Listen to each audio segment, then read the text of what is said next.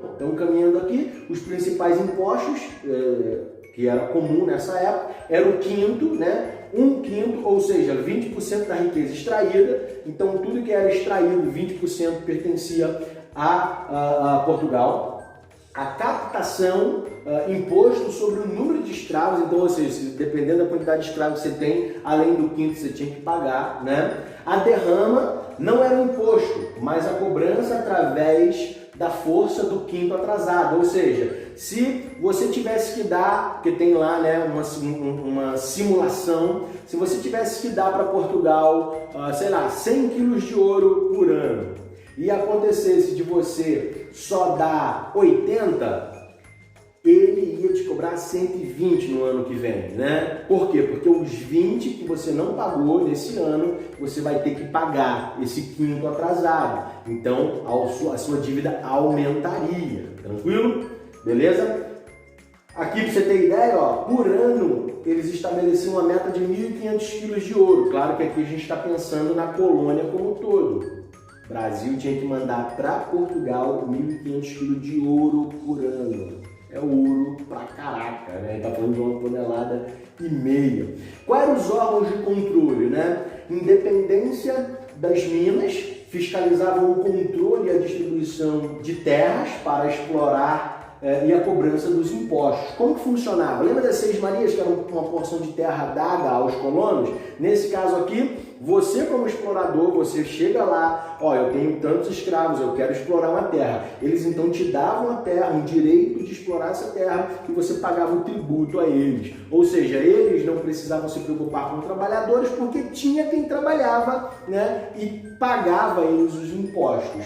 Temos também as casas de fundição. Para evitar o contrabando, todo o ouro encontrado era fundido em barras com o selo da coroa. Também era retirado o quinto. Então repare que nas casas de fundição também era separado o quinto. No fundo, quem extraía no final de todas as coisas ficava com muito pouco. E as casas de fundição foram criadas por quê? Porque muitos roubavam, né?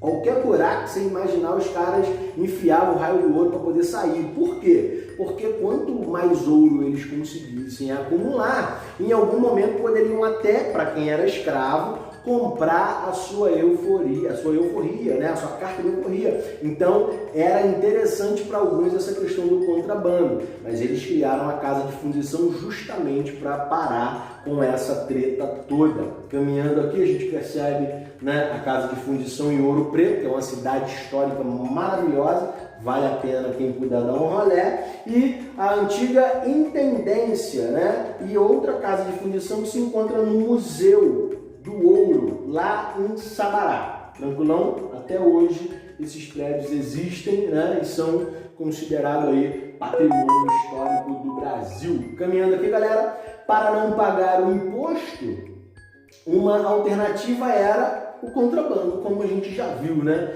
Você já deve ter ouvido a palavra, por exemplo, Santo do Pau Oco. Não sei se tu já ouviu, né? Inclusive aqui em Magé tinha um Santo do Pau Oco famoso. E o que era o Santo do Pau Oco, galera? Provavelmente você já ouviu falar que se refere a uma pessoa falsa. Quando você fala isso da pessoa, né? Você é a Santa do Pau Oco, né? Mas sabe o que significava, historicamente, ou o que significou? Vamos lá? Pois bem, uma das maneiras de transportar o ouro sem passar pelo selo da coroa na época era utilizando a imagem de santos ocos, né? Então tinha lá o santo que era oco e a galera enfinhava ouro ali para poder passar batido. Porque a galera respeitava, né, os santinhos, ninguém ia ficar abrindo, explorando e ver qual é da parada. Então foi um lugar onde havia muito contrabando, ou usaram, né, para muito contrabando naquela época. Após a descoberta das minas do Sudeste e Centro-Oeste da colônia, a capital transferiu-se de Salvador para o Rio de Janeiro. Essa medida foi para aumentar o controle administrativo. O ouro era transportado através de cavalos e escravos até o porto da nova capital. Então aqui eu botei mais ou menos uma ilustração, a galera passando por dentro de rios e tudo mais para poder chegar até o porto da nova capital, que era o Rio de Janeiro. Galera, a gente está falando aqui de um período onde a galera caminhava de cavalo. Pensa que ir daqui para São Paulo de cavalo é doideira, né? Mas em alguns momentos a gente percebe que essa quilometragem era extremamente gigante e eles estavam lá, amarradão, em busca do ouro. Por isso que grande parte também não conseguiu sobreviver por causa da demanda, né, e esgotamento físico.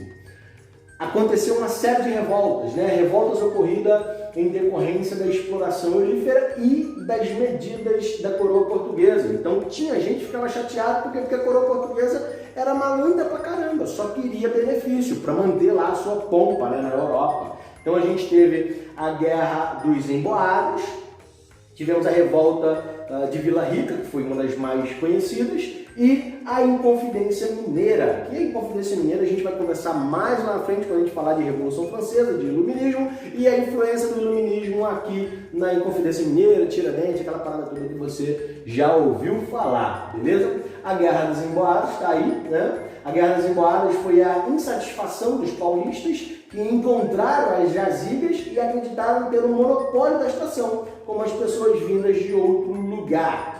O resultado, Portugal interferiu e as consequências foram a criação da capitania de Minas Gerais e a saída dos paulistas para Goiás e Mato Grosso do Sul, onde também encontraram ouro. Então repare, os paulistas dominaram um lugar, pensaram que estava por cima da carne seca, Portugal chegou, tirou os caras de lá e assumiu a parada. Claro que vai ter treta, né? Claro que a galera vai arrumar problema. A revolta de Vila Rica. A revolta de Vila Rica foi a reação contra a criação da Casa de Fundição, liderados por Felipe dos Santos, que foi o primeiro a ir para o saco, né? O resultado, o movimento foi sufocado pelas tropas reais e seu líder condenado, executado e esquartejado. Felipe dos Santos foi condenado, executado e esquartejado. A parada de esquartejar, galera, era para demonstrar o poderio. Foi o que aconteceu também lá na frente com Tiradentes, que você já ouviu falar com certeza.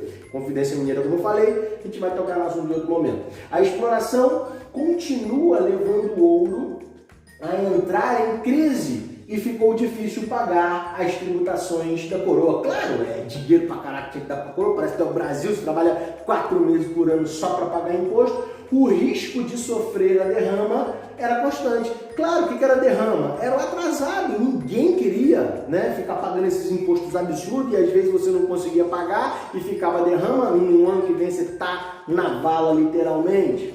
Além dessas questões, a proibição de manufaturas e a crescente dívida com Portugal motivaram a elite e pensadores a organizarem um movimento contra essa política e a favor da independência, a Inconfidência Mineira. Você conhece a Inconfidência Mineira, foi a primeira tentativa de independência do Brasil. Por quê? Porque o Iluminismo já estava dando força, a França já tinha rolado a Revolução Francesa, o Haiti já tinha como exemplo da França, o Brasil tendo exemplo da França, um monte de lugar acontecendo independência em todo quanto é lugar. O Brasil não ia querer ficar de fora, é claro que não, né? E mais à frente vai rolar a independência. Então, galera, eu deixo para vocês aqui a atividade do livro da página 410 a 412. O esquema é a mesma coisa, você vai fazer no caderno, colocar o teu nome na parte de cima do caderno, tirar uma foto nítida para mim e acrescentar e colocar aqui no Classroom, beleza? Deus abençoe, forte abraço e até a nossa próxima aula. Valeu!